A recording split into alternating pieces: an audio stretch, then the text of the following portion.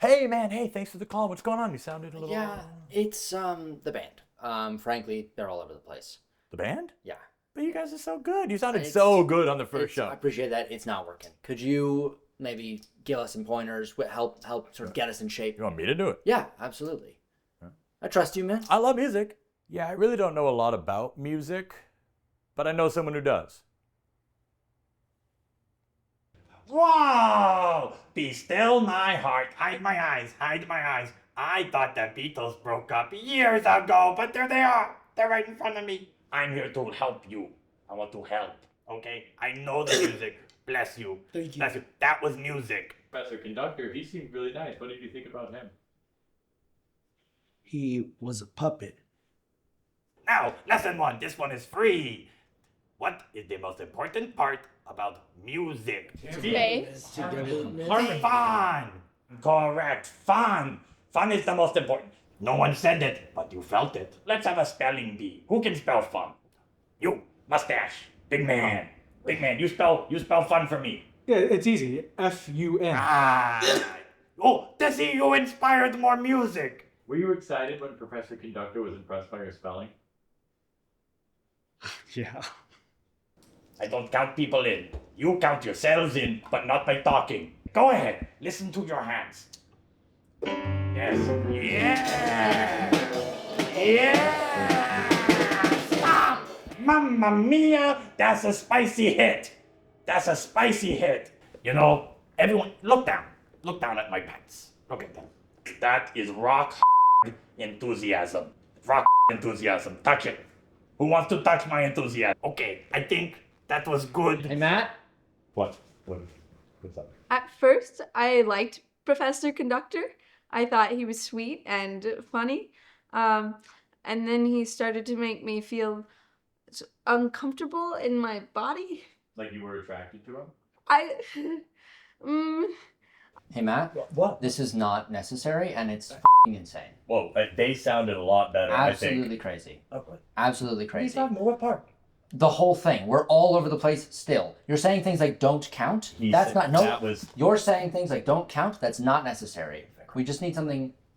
I don't know music. Okay. All right. I I don't know the appreciate it. terms. I don't know. All right. Fine. We just need something more intense, more real, more serious. I can do that.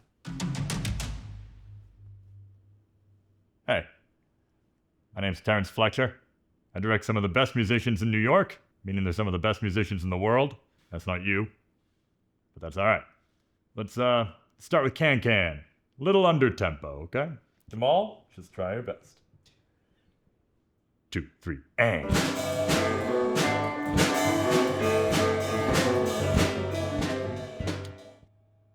Not quite my tempo. It's okay. It's all right. All right. It's same place, all right? Same place. Here we go.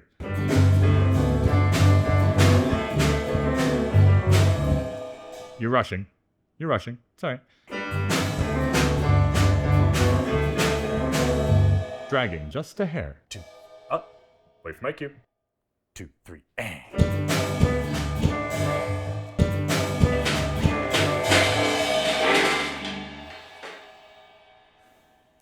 Why do you suppose I just hurled my body at your head, Jamal? I don't know. Sure you do. Would you date Fletcher? Yeah. Start counting. In 4, damn it! Look at me. 1, 2, 3, 4. 1, 2, 3, 4. Rushing or dragging? Rushing. So you do know the difference! Can you even read tempo? Can you even fucking read music? What does that say? A quarter note equals 215. Were you rushing or were you dragging? Answer! Rushing. Oh my dear God. You must be upset. Are you upset? I'm upset. Louder! I'm upset. You are a worthless nobody who wouldn't make it in Puppet Kingdom if he had Jim Henson's hand up his... About Jim Henson.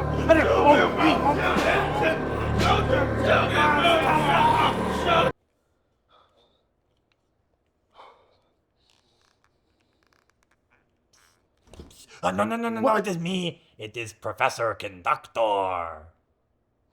I am very proud of you. What? Very proud. You learned a very valuable lesson. Not about music. I don't know what we've learned about music today, but you learned that sometimes violence against puppets is warranted.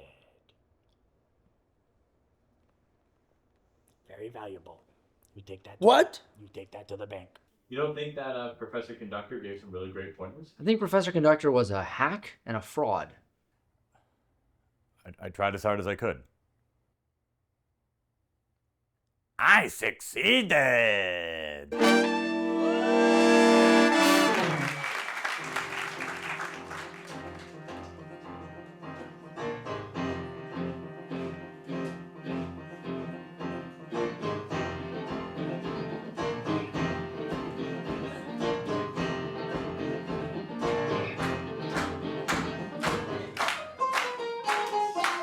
Ladies and gentlemen, welcome to Savannah tonight, hosted here at Rednecks Improv. Today's guests we have author Taylor Brown and comedian Emjoy. And your lovely host, you know you love him, please Savannah's favorite giraffe, it's Matt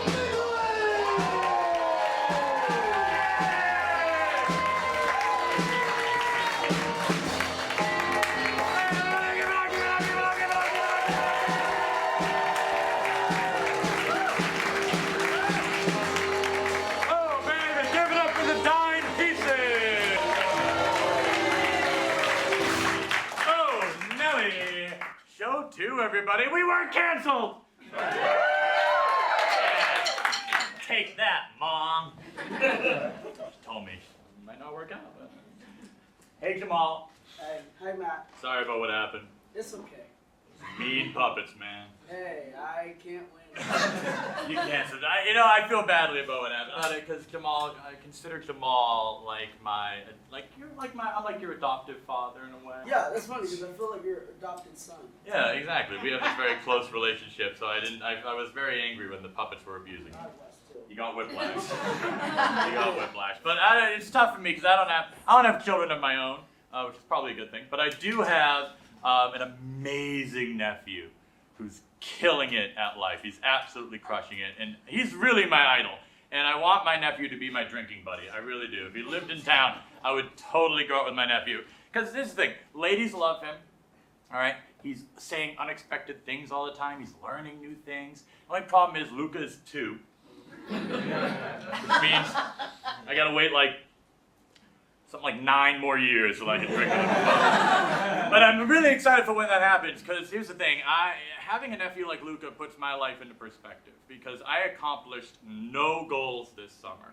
All I wanted was a bird feeder, and I haven't done that. But Luca accomplished milestones in his little 2-year-old life, okay? And I'm jealous. I really am. I'm jealous of Luca, because it's not like he's sitting in his room vision boarding. All right? Luca just does things, all right? He's like a benevolent version of the Joker, all right? And he needs to be stopped before he turns malevolent and has to fight the Batman, all right? And for his sake, I hope it's the new, slightly emo Robert Pattinson Batman, because then he might have a shot. The boy's dense. All right? Seriously, he's husky. The only baby I know is diapers under pants. He was born 8 pounds, 74 ounces. Only baby I know shops at Men's Warehouse. But I don't get to see my dear Luca that often. I really, really don't. Luca lives up in Massachusetts outside of Boston with the rest of my family. And I get to see him like 3 to 4 times a year, maybe. And it's mostly to remind him that the nice man on FaceTime's not some AIA Blinken. And so I don't get to see him that often, but last time I did see him, I taught him a lot of things. I taught him some stuff. First thing I taught him was how to swim better. Luca loves to swim, so I taught him basically to leap into the arms of a tall, bearded, semi-stranger with total confidence, which will pay dividends later in life. And I taught him how to play basketball. I got him a little basketball net. He's got these little basketballs and he loves it. And I taught him how to say, before every shot, he goes, Kobe! And then, it's so damn cute. And after every miss, I told him how to say, that's a foul! After every miss, is this little baby just going, that's a foul! And I was like, damn straight, Luca, you tell him. He's gonna be problematic. And I take most of that responsibility. But we're looking forward to seeing you at Pinky's. Now, But I have to fly to see Luca and my family. And honestly, I used to hate flying to see my family. I get very anxious. I don't know. Any of you get anxious on airplanes? Yeah, it's mostly that I hate the TSA because they're very intimidating. But this has all been solved. All right, I got the TSA pre-check. And here's the deal. Oh my God, if you know what I'm talking about, it's the greatest thing in the fricking world. You can keep your shoes on, keep your belt on. They give you things that they've confiscated from the regular line. It's like a day spa. And if you can get it, I swear to God, if you can, it's a remarkably easy process. Do me this favor, don't. I need that line staying slim. If I see you there, I'll be very upset. I'll see you on the plane where it really counts. But when I fly, I don't know about you, I love to read.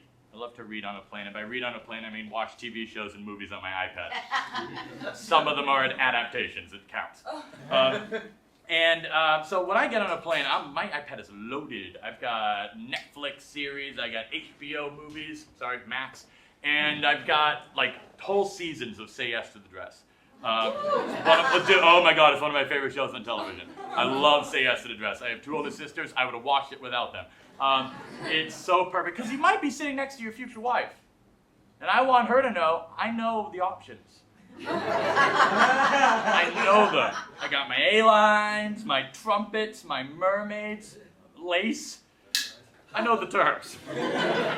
Big fan. I have a steady diet of Say Yes to the Dress in my life.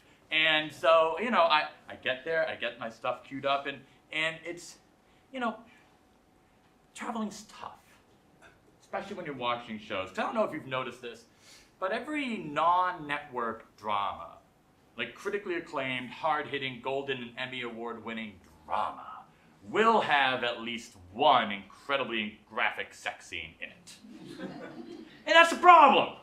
Because look around, there's other people on the plane. I'm not trying to bring that energy onto the plane. I can barely bring that energy into my real life. I'm not a prude, I'm just very self-conscious. All right, so it's very, very, remember, my future wife is right here. And she thinks I'm looking at A-lines and not just Game of Thrones deleted scenes.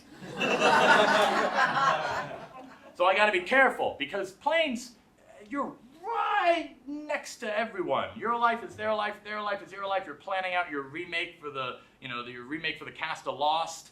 You're looking around the plane, seeing who you want to be on that desert island with, and you're not the character you think you are. Guarantee it. I think I'm John Locke. I do. But I know I'm the guy in season 1, episode 1, post-crash who went, "Where are we?" and then blew up with the airline. That's a little bit about me. And I know that's an old reference, and I don't care. That show stole 60% of my youth. I'm going to use it. I used it hard. I was so into Lost. Was anyone else really into Lost? Yeah. I had the season DVDs. Yeah. Me and my sisters used to literally chart out. We'd watch the special features of the season DVDs with like the what's really going on the island. You know that shit that they sold us? And we would chart it out, and I could have gone to rehab. Other people would be like, "What are you here for? Heroin? What are you here for? Cocaine?" They get to me, I'd be like, "What does the smoke monster mean?" Took away my entire life. But anyway, you got to be careful because these shows, and these shows with the nudity, it could be anything. It could be a political thriller. All right, they could get to a scene where it's just like, "Mr. President, the nuclear warheads are entering our airspace. What do you want to do?" You'd be like, "Damn it, let me think. All right, everyone out except for the incredibly attractive Secretary of Commerce. We need to finish off this whole will they, won't they storyline before the nuclear cliffhanger." So you gotta be very careful. And so what I do, I have a system. I have been doing this for a long time, and this is absolutely true. When I get onto a plane, I will queue up all the shows that I want to watch, and I will literally drag my finger along the bottom and scroll, visually spoiling the whole episode, by the way, looking for nudity. Seriously, I'm like the Sherlock Holmes of finding nude scenes. And I'll literally just be sitting there going, "That's a tit! That's a tit! Not gonna get me 22, 34 seconds in. No. This way I know when the nudity's coming, so I can hit the little side button, make it go in a little preview mode, and then pretend to check emails for the next 3 minutes. Because I don't want to be that guy. My future wife is right there. So, this happened recently. was on the plane, scrolling like the TBS censor before the air, the 20-minute version of 50 Shades of Grey. And I'm going, and this woman asks me, "What are you doing?" And I said, "Oh, don't worry, I'm looking for nudity." Another future wife lost. So I'm sorry, Jamal, we're gonna have to look for your adoptive mother for a lot longer. It's okay. We have time. We got a little bit of time. And also, I don't know if you guys heard this, by the way. I get most of my news from my tobacconist. It's true. He's the proprietor of Ye Old Tobacco on Bay Street. Great guy. So whenever I see him, like most, complicated, somewhat failing relationships, we talk about the weather. And so I got in there, and he was like, "Hey man, storm coming in. You might want to get some more cigars." And apparently this storm coming up is going to sit off the coast for 5 days. We're going to get more frickin' rain. And I don't know what we've done to deserve the rain, but it's like we're finally being punished for all the St. Patrick's Days for the past 135 years. And I think it's the city trying to turn us all into one big port. So we're all going to be unionized. We're going to be loading and unloading, and I look forward to seeing you there when we all have beachfront property. Hey, John Antoine, you think it's, what time do you think it is, John Antoine? Let's go, you want to go find some bears? I think it's a little time for bear hunting. My friends, this is the second of our long-running segment where our dear friend in the band, Jamal Tanks, he, yes, you can give him a round of applause. Got beat up by a puppet. We deserve it. Jamal Tanks, at January of this year, he came into this theater and said to all of us that he has a New Year's resolution, which was to be, quote, more grizzly bear and less teddy bear. So we here at the show started a segment that we call Grizzly Watch. Jamal, hop on up here. Jamal Tanks, everybody. Now, here's how this works. We're going to look back at, it's August, we're going to look back to the month of July, and we are going to determine as an audience if Jamal had a grizzly month or a teddy month. Now, I'll tell you this, in June it was a teddy month. It was very teddy. It was very teddy. Very teddy. I think there was no votes for grizzly. No. But tonight this could change. I have no idea what Jamal's about to say, so let's see what happened to him. All right, Jamal, what was the grisliest thing you did in July? Oh, the grisliest thing I did in July was I ate 26 chicken wings in an hour for children. Did you take their food? What was It was for charity. Oh, it's for charity. For charity, Oh, it's for yeah, charity. that's a better way to say that. Now, Jamal, grizzly bears eat salmon, notoriously. Yeah, I didn't get that far into the research. Okay. Okay, so you ate 26 wings. What kind of wings are we talking here? Well, they had a mix. There was buffalo chicken wings, there was lemon pepper, and then there were these cauliflower wings. I know, it didn't make sense. I didn't have any of those. You didn't eat any of No, those. I had the buffalo and the lemon pepper. Okay, and were they really spicy, really hot? They were pretty hot because they were fresh, but not because they were spicy. They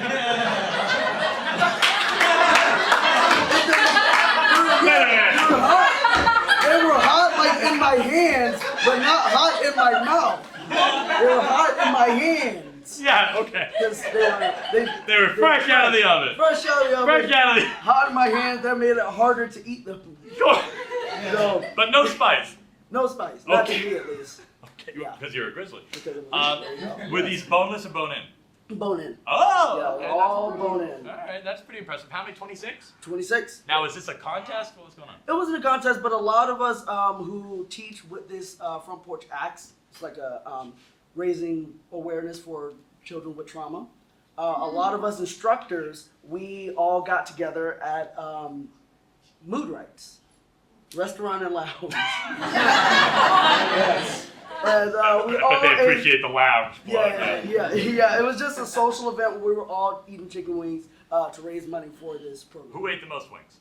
Oh, my friend Ezra, he ate 36 wings. Ooh, that's making you a little less grizzly. I know, a little less, but I was third runner-up. What?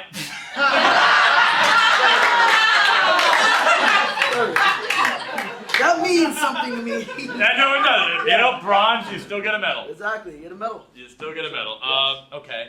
Why did you stop? Why did you give up? Oh, because I was about to puke. They were hot. They were Yeah, hot they were hot. They were fresh. Okay, you don't want to get a blister. Not at all. Okay, so that was the grisliest. That was the grisliest thing Oh, I dear did God. in July. All right, Jamal. What was the teddiest thing? Actually, my Teddy story is pretty sentimental. Yeah, it's true. I actually bought my Uber driver a drink after his shift. Wait, what? Yes. After his shift? After his shift. Yes. So I was on my way home. I was getting a ride home, and my Uber driver was telling me a story about how he met his wife, and he was telling me that he had went through this long battle with cancer, and that his wife stuck with him through 16 years, and like he was starting to cry and get very sentimental about it. And he was like, that was his purpose to actually like share this story with people who ride with him. And for some reason, it was hitting me very hard. It was like right after I had seen like the Deadpool and Wolverine movie. So your emotions are already at a high. I'm telling you, bad boys. You're unstable at that point. Yeah. So, but yeah, he was telling me this story, and for some reason it was like just hitting my heart. And he was saying that I was like his last rider of the night. So I was like, do you want to go and get a beer? And then I guess told me more about the story. And yeah, we got a little beer. We talked for a bit, and then yeah, we went home. And then did he drive you home again? He did.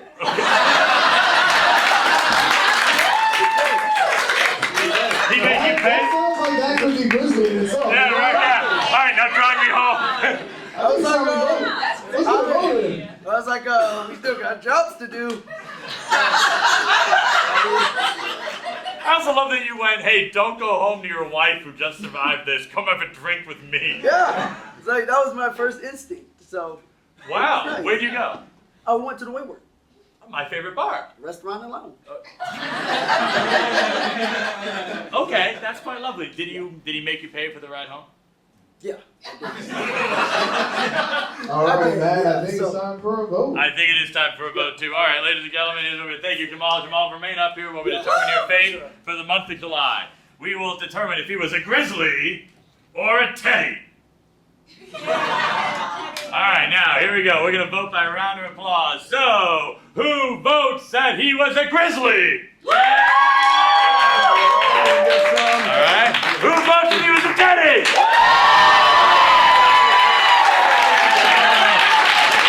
I'll take that. 2 weeks running, Jamal. 2 times running. 2 times. Another red balloon out the butt for you. Jamal takes everybody.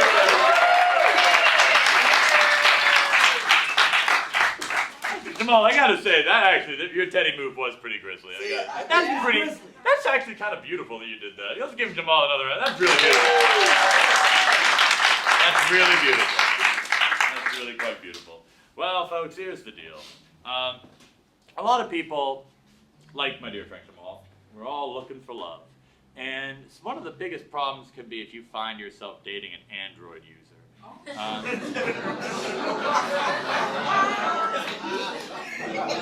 And it can really just send shivers through the whole family. So we thought we might examine this and see where this could go in a family's life. Well, let's take a little look. Vikram, take it away.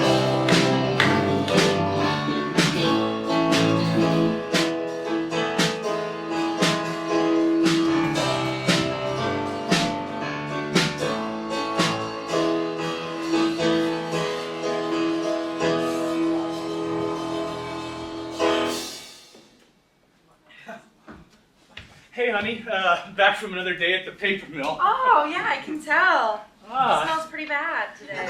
Well, you know, that's the smell of money that keeps the roof over our head and the murder fresh on your TV every day. Yeah, it has been a great Tuesday marathon. But, you know, rest assured, I did wash your work clothes, and thank I you. swept the floor. Oh, floor. So, who was taken from us today on TV? Oh my God, you will never believe this story. So, not only is this true crime episode set in Savannah, Savannah? it has to do with a missing bachelorette party. They go missing all the time in Savannah. Right? But this one was crazy. So what they're saying is they found a lost bachelorette itinerary on the historic steps in River Street. So they knew who they were. Oh no! Well, they were never where they were supposed to be. Oh, well, you know, those steps are slippery. They are slick, yeah. Yeah. But what happened was all of the bachelorettes were from all different places in the country, and they are all missing. And everyone was like, oh, maybe Shelly didn't come to work because she's hungover. No, she didn't come to work because she's missing. Oh. And you know that happens so often when girls just go missing. It doesn't happen that often. It's on television because it's rare. Oh, but it's true. It's true crime for a reason. And you know it was heartbreaking? The bride-to-be, only 17. That's how they do it in Savannah. Child bride vibes. Oh my god.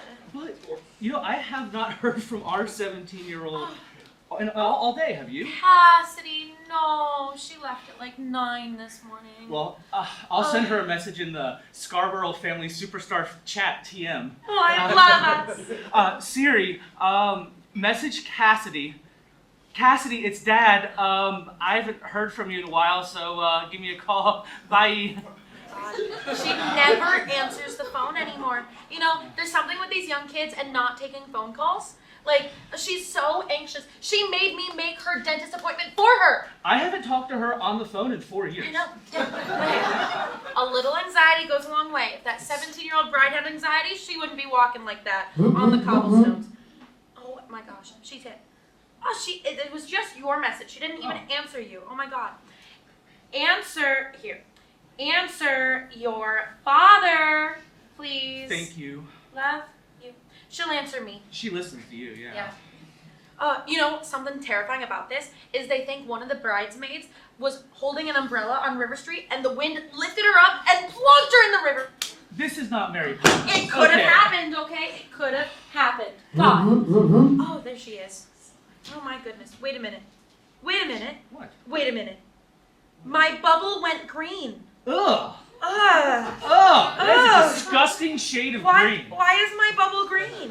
And that the green is, oh my god. Sheila from Kroger, you know her? She What? has green bubbles. Sheila looks like she has green bubbles. We are not a green bubble family. We are a proud apple family. We are a proud apple family. Oh my god, what is wrong with her? Is she in like a dead zone or something? This had to have been the software update last night. Oh my god. Okay, Oh. that's it. If it was just a software update, then it should still be blue. Oh my goodness. Oh, here she is, finally answering us. I'm waiting for my money. Money? Money? What money? What money would What she be money? waiting She's for? 17. I give her money. Yeah. What money this is would... insane. Waiting for. Oh my god. I'm sure The it's bubbles fine. are green. She's been kidnapped by an Android user. Settle down. Honey, I've seen this episode before. I know how it ends. That's not how life works. Yes, it is. Oh, I'm sure. She's waiting for ransom. We don't have money for a ransom. You work at the paper mill. Hey, that is a proud job. Oh, I don't know. Honey, I think our daughter is dead. I think our daughter's at the bottom of the river, and her phone is not working, and it's green. It's fine, okay? It's fine. It's fine. A green message is a sign of the devil. I can't handle it. That is what we learned last week, but that is not true this time. Okay. Well, if it's okay. Oh my God, I know. I'll find my iPhone. We are all on a family plan. You can So find I will every just- device on the iPhone. Every device. It's So the one I that will- looks like a radar. I found it. Like a little map. All right. Mom's iPhone, Mom's Apple Watch, Mom's MacBook Pro, Mom's iPad, Mommy's little slut's Apple Watch, Mommy's little slut's iPhone, Present. Mommy's little slut's MacBook Pro, Hi. Mommy's little slut's AirPods. Stop it! And then, wait, this part that says Cassidy's devices, it's gone. There's no Cassidy's devices. Where's like that. Where's her device? Even her iPod Touch from 2012 is gone. That's her lucky iPod That's Touch. engraved. Oh my God. Oh my God, she's missing. Oh my God, she's dead. I can't handle this. I'm too young to be a widow. Widow? What are you talking about? I can't handle it. Honey, her generation FaceTimes. They FaceTime.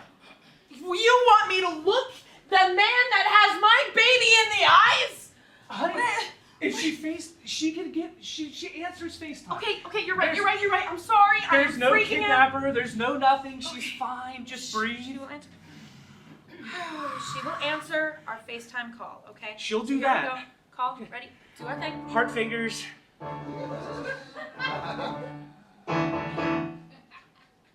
Cassidy's unavailable.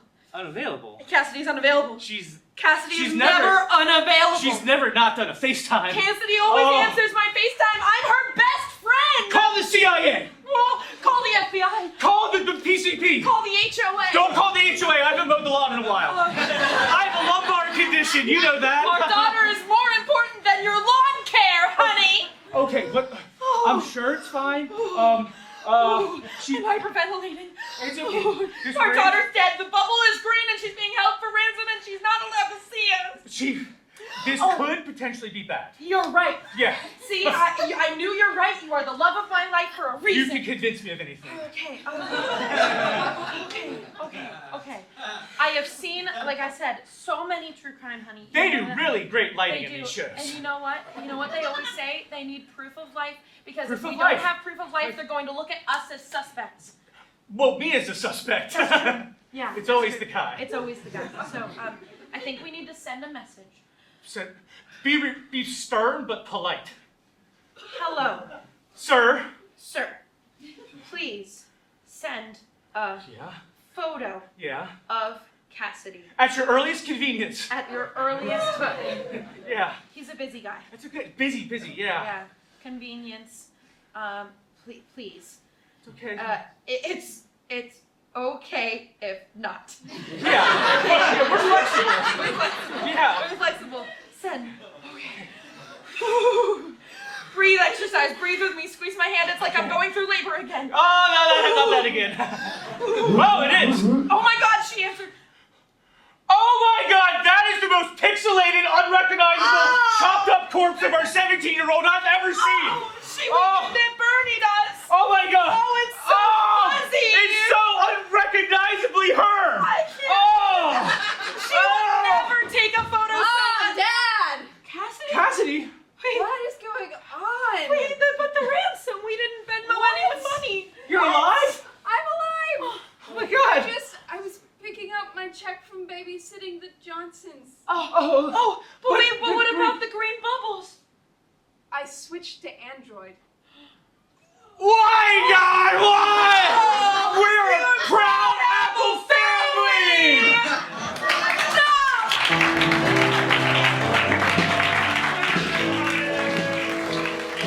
Oh, baby. For everyone else, just use Viagra. Now, ladies and gentlemen, our first and only guest this evening. He is an amazing local author. His latest book is titled Rednecks. He's written such amazing books as Wing Walkers in the Past. This is his sixth novel. Please give it up for Taylor Brown!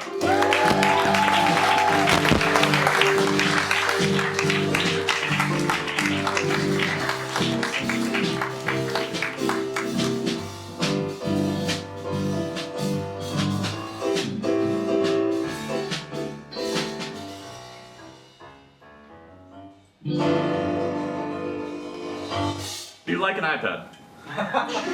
This is how it works here. Here is your apple juice. I have one too. Okay, cheers. For those who do not know, because I read this book, guys, in 2 days. I absolutely love this book. It's fantastic. For those who haven't read it or for those who don't know, soft pitch. What is this book about? It's about the Battle of Blair Mountain in 1921. Has anyone ever heard of the Battle of Blair Mountain? No one. Was anyone there? No one. No one was there. Is that on the Facts of Life? It was on a Schoolhouse Rock that never aired. Oh, come on. I had to give it. In 1921, 10,000 West Virginia coal miners rose up against the coal companies, which had been using nefarious means to keep them from unionizing. 1 million rounds were fired. Bombs were dropped on American soil. Trench warfare on American soil. The miners wore red bandanas around their necks, and people called them rednecks.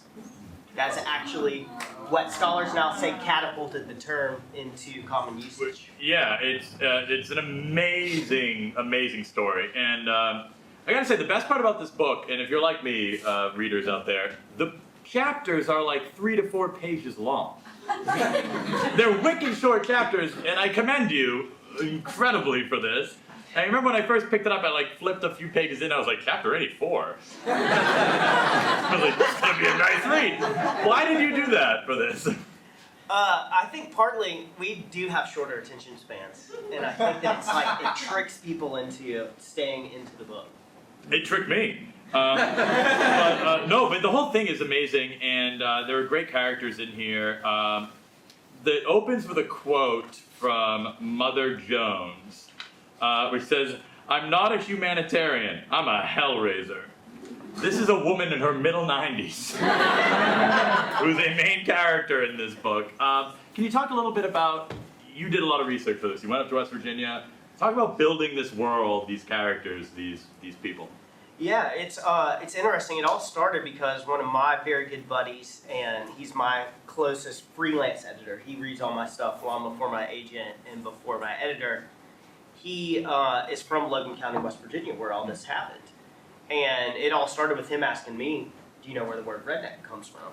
And I said, sunburn on the back of the neck, as 99% of people will say, from working in the fields. And he kind of tugged on his beard and got this look in his eye, and he said, have I got a story for you? And so he started feeding me the stories of West Virginia and the West Virginia mine wars, this whole era. But it was challenging because a lot of, Blair Mountain itself, you can't even get up there these days. The coal companies still own the mountain. And But ironically, they're still trying to mine on the mountain. it was at risk of mountaintop removal until 2018. In fact, they called it the second battle of Blair Mountain. So I had to find a way. I had to get up there though. Did you get up there? I did get up there. What did you do? Well, I started by driving around, just trying to follow, as a normal person would do, roads up there. But every one of them ran into a mine security gate. And so then. Wait, hold on, what does a mine security gate look like? We're talking like stormtroopers out front. No storm. These are ones that are very bullet shot gates that go across the road. Yeah, they've all been shot like. Sometimes by shotgun, sometimes it looks like a machine gun, but I love how you're talking to me like I know all about this. Wow. Yeah, no, really, that is what they look like. And you just said, screw it, I'm gonna go behind. They're not actively the mining bullets. there right now, so they're older gates that people have probably let out their emotions on, obviously, with the firearms. As one does. So I started driving around in the haulers that are close to it, and I had my motorcycle on the back of my pickup truck, as one does when one goes to West Virginia. And pretty soon I ran into a couple of white-bearded old guys who kind of perked up at the sight of my bike, which is from 1978 and is, a bike that a lot of folks of that age probably had. And so we started talking, and they told me a way to get up there, which was basically just a rocky creek that still to this day, they might have laughed to themselves after they sent me off to go up this creek, although I made it. That boy's gonna die. Yeah. They took off the white beard. They were like, coal miners! We got another one! Yeah. A really fun part about this, and I love the fact that your author's note is at the end, because you mentioned something really important in it. There's a character in the book who's sort of doesn't play both sides, but both sides will talk to, and he's the doctor, who's a Lebanese doctor, Doc Moo, and he's based on your great-grandfather. Yes, we actually even share the same birthday. You really? Yep, my grandmother really saw that. She really wanted me to become a doctor, I think, and so I failed her in that spectacularly. But you could write for Grey's Anatomy, though. Yeah, pay better. Yeah. But no, what happened was my great-grandfather came over from Lebanon in 1890 by himself. He was 14 years old when he came over. And we still aren't really sure how or why this all happened, and he ended up going to medical school at the University of Kentucky and becoming a physician in rural Kentucky. And I'd wanted to write about him for years. I'd been assembling all this information and all this. But my first draft of Rednecks I gave to my editor in 2021, and he rejected it. He turned it down. He did? He did. And in the process, though, he said he was really interested. It had a whole contemporary storyline mix. I mean, it was just a giant, kind of a mess. So it's like a back and forth, go to history, contemporary history. Yes. And he said the historical storyline stands on its own. This could really be split into 2 books. And he said, but you need somebody that is not one of the historical characters like Mother Jones or Sid Hatfield, who's another historical character in the book. And he said, I'm really interested in this Lebanese-American physician who's in there. He had no idea it was based on my great-grandfather, and he was just really a side character to start with. Oh, wow. So in the midst of the sledgehammer blow of him turning down the book and me worrying that my career was ending and that I was going to fall between the, fall into, I don't know. Precipice. Yes. That was kind of a light bulb moment where it was kind of like it was meant to me. I've been, for him to be at the heart of the book. Yeah, well, he really is the heart of the book. Doc Moo is such a great character, and there's a movie in here. I don't know, because you're with St. Martin's Press, big deal. You're with St. Martin's, and I know they turn books into movies all the time over there. Is anyone talking about optioning this? Because I'm considering it. We do have a film agent working on it. You do? We do. Ooh, Yeah. wait, a filmmaker? A film agent. So it's an agency that specializes in turning books into film, but we've had some good reads, but nothing definitive yet. If they did, would you write the screenplay? No, absolutely not. This is my take on it. If I don't know how to write screenplays, it's not what I do. Neither do I, but I do it anyway. My thought is that if it gets made into something and it's horrible, Yeah. I'll say I didn't have anything to do with it. Ah. And if it gets made into something and it's great, I'll say it's based on my book. Right. That's kind of brilliant. Because if the movie sucks, you'd be like, you got to go read the book. Yeah. The book was great. Yeah. Well, and the book too. I mean, if anyone is looking for a really action, it is action packed, and it starts right away. Like chapter 2, the whole thing just starts. There's I don't want to spoil it, but chapter 2's nuts, and it's the second damn chapter. You just get this thing going. There's like a huge thing. Was that in the original? When did the plot start? It started about there. I'd say it was close. Damn straight. It's so good. I mean, it's so. It helps when you're writing history because they actually did a lot of the stuff, so I don't have to. Well, and it's unbelievable, and I really got to say, like, reading this, and when we met about a week ago, I got to say, like, it's something, one of these stories where you're like, that really happened? I mean, literally, they're flying airplanes and dropping bombs over their fellow citizens. Mm-hmm. And it's fellow citizens doing it. Like, the government's just like, I don't know what's going on. West Virginia, we got another one already, it's fine. Blow it up. It really, that's like the take of like it's crazy. Okay, but other than novels, you run a website about motorcycles, Bikebound. I do. Tell people about Bikebound. Bikebound is a custom motorcycle publication, mainly digital. We do a little bit of print stuff, and we just feature custom bikes from all over the world. Cafe racers, street trackers, scramblers. If you ride motorcycles, you know what that means, and if not, I'm probably speaking another language, but. Well, what I was wondering was, well, 2 things. So our own Jamal Tanks is trying to be more grizzly. He needs a motorcycle. Yeah, he does. And I was wondering, Jamal, stand up for a second. What sort of motorcycle should Jamal get? Because he's taking Uber drivers out to drinks. He needs transportation. What sort of motorcycle should Jamal? He might need like a just to help his grizzliness. Yeah. You know, he might need like one of the Boss V8s where they put a V8 muscle car engine in a motorcycle. Just what I was thinking. That's legal? Go to Florida, my man. Okay. And then for me, I was born without what some people call a physique. Because I've long wanted to get into motorcycles. It's a part of me that I feel like could be helped by having a. What somebody's like, ooh. Someone's like, ugh. What should I? What sort of hog should I straddle? Are you gonna wear that outfit on? No, I mostly want a motorcycle because I have great jackets. And I think I have so many outfits that I'm ready to go. I mean, you look like you just came from a biker bar. You look good, but I've got these jackets that need to be ridden. And so What should I put around with? I mean, if you're that into leather, I'm into leather. then a Harley Davidson of some kind might be good. I should get a Harley. Not that I, that's what I ride. Okay. Maybe we could go ride together and wear our leather.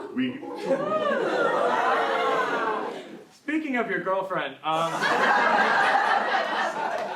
before we go, your girlfriend is actually the lead singer of actually an incredible band, the Maxines. She is.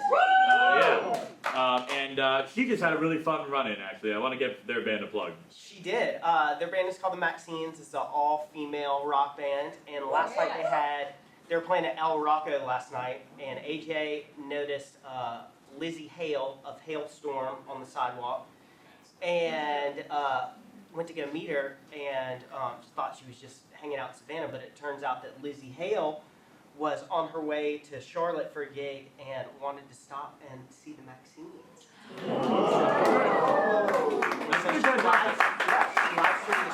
She live streamed the show? She live streamed the show. That's fantastic. Yeah. Do they have any shows coming up? Anything that anyone can see? They have a bunch of stuff coming up this month. I don't have it all memorized as I should. You're thinking about me in leather. Yeah. It really just distracted me. It does. It's just distracting me, right? Yeah. But check out the Maxines band on Instagram, and they just posted their schedule coming up. They got stuff in Savannah and outside. They're playing at Firefly Distillery in Charleston at the end of the month. Firefly in Charleston. Yeah. All right. Now, before you go, I have a bone to pick with you. Because I went to the E-Shavers. Yeah. And I saw they had your book, and it's the autographed edition, because invest in yourself. And your autograph. This looks like it was written by Tulu. What the hell is wrong with you? Were you just hammered signing all your books? This is a dreadful autograph. I would say that you saw me sign one live. I didn't. It looks the same. A lot better. No, you just extended the all the way off to the page. We need to fix this before the 7th next book. time and wear your leather. We need to fix this before the 7th book. I want more letters there. I agree. Yeah, I should put in some more letters. Why is it like this? I don't know. I think that I went from writing receipts to like signing my name on receipts to all of a sudden being a published author, and I should have thought about my signature more than a couple of squiggles. It looks like you're in the witness protection program.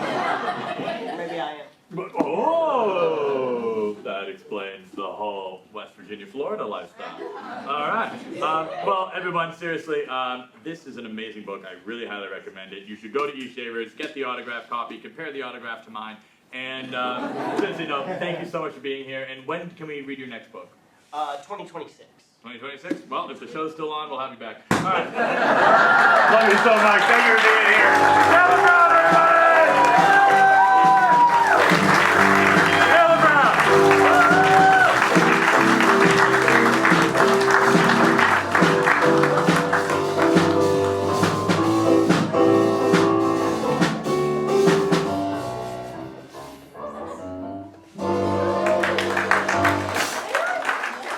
Who wants a book?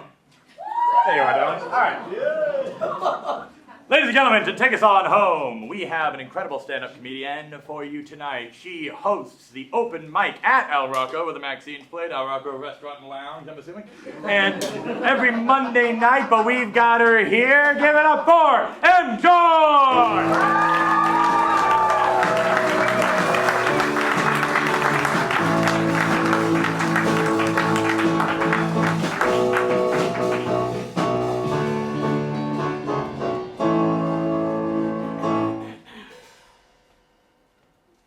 This shirt is bananas. B-A-N-A-N-A-N.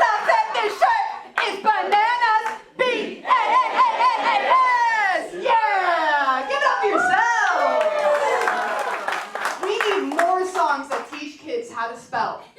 You know what I mean? Wow. Hello, Savannah. Tonight I am Emjoy. And I am actually not originally from Savannah. I'm from Pittsburgh, Pennsylvania. Anyone ever been to Pittsburgh? I'm so sorry about that.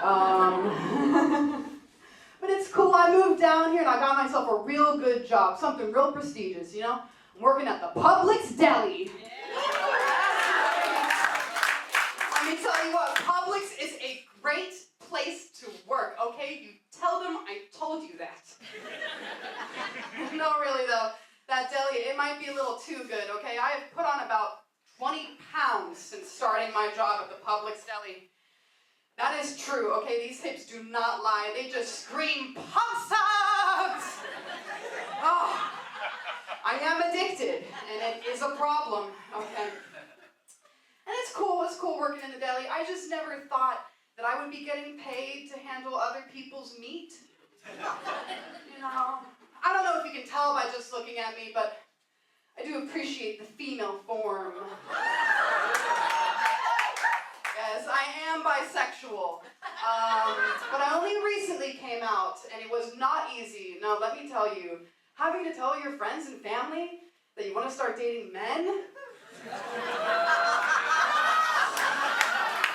Crazy. And as a bisexual, you know, you get asked all these questions. People are curious, right? They'll say like, how does dating men compare to dating women? So I'll give you an example. You go on a date with a man, okay, he'll probably take you to a restaurant that he chose, and that's fine, you know, whatever. He'll provide some mediocre conversation, but when the check comes, he pays, and that is really nice. Yeah, I love that part. But then it's like, he's gonna expect more at the end, you know what I mean? And depending on how much he tipped, we'll see. Now, a lesbian date, here we go, right? Yeah. It's more like two girls, okay? And we're driving around, you know, trying to decide on a restaurant to eat at. For like an hour and a half, okay? Until we just settle on eating out at home. It is a much more affordable option. Oh man, I'm sorry, that is just a joke, okay? I have never been on a date with a man.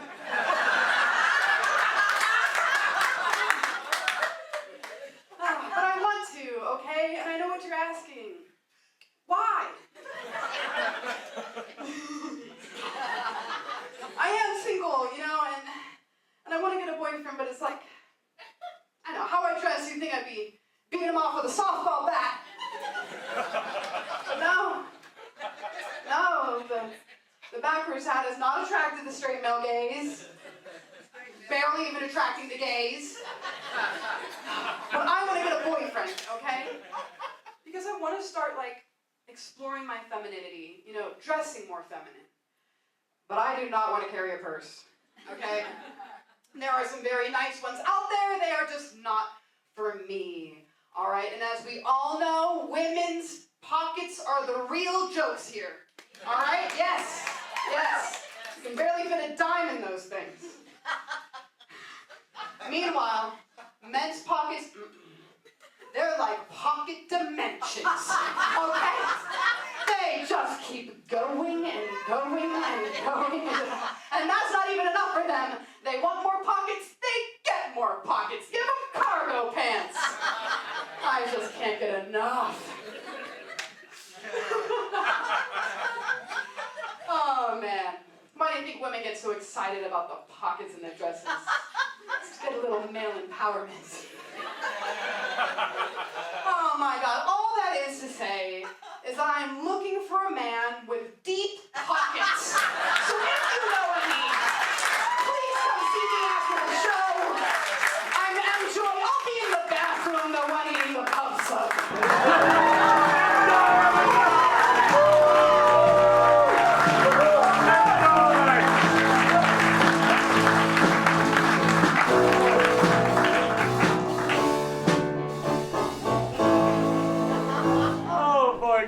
John, where are you? Come on up here, John. We gotta take this show home. Oh yeah, that was a good show. I think it was a fun show. John, what did we learn tonight on the show? What did you learn? I learned that I I learned that Jamal is trending towards Grizzly. I've learned that today for sure. He I is. learned that Rednecks come from West Virginia. That was news, yeah. And I learned pretty soon I'm going to be drinking with your nephew.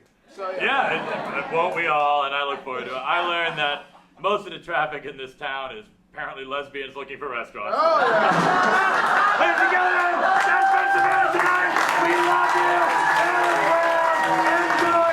Take us home. The 9 pieces. Love you all. Oh, yeah, baby, let's go. Everybody give it up for the band right here. We got Big Revolves Keys, baby. Heavy on bass. We got Jamal on the drums. And the mustache man himself, Bob, on guitar. What we doing is again all the time, so keep an eye out. Follow us at Savannah tonight, all on Instagram and all the socials. Guess what? They can't stop playing until I start talking. So, what's up? What's your name, sir? How you doing today? George! George, I love you, George. You look about 5'6". Shout out, George King. Let's go. Hey, what's your name, sir? Smith? Ned, I heard something different. What's your name, man? Oh, Monique. Everybody give it up for Monique. Guys, that's been our show. We'll see you next time. Bye.